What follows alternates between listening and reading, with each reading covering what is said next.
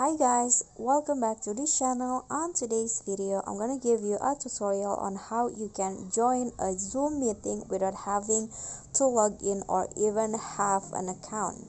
So here, as you can see, I'm not logged in, and also I don't log in into my account on Zoom, and I want to show you how you can still join the Zoom meeting even without an account. So first, if you are already logged in, you can try it by logging out first, and then here I'm going to click on the Zoom meeting that is shared. So here I'm going to click on open, and here choose Zoom.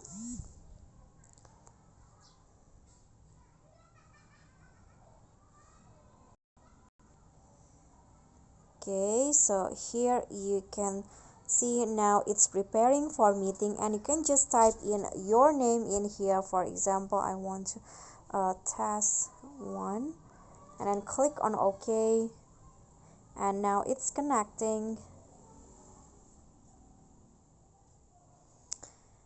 And now here you can see now I already joined, but I still have to let the host to let me join the meeting. But after all, you can see if the host has accept me to join the meeting, I can't join the meeting without having to log in or have the Zoom account. Okay guys, so I think that's all for me. I hope this video will be helpful to you.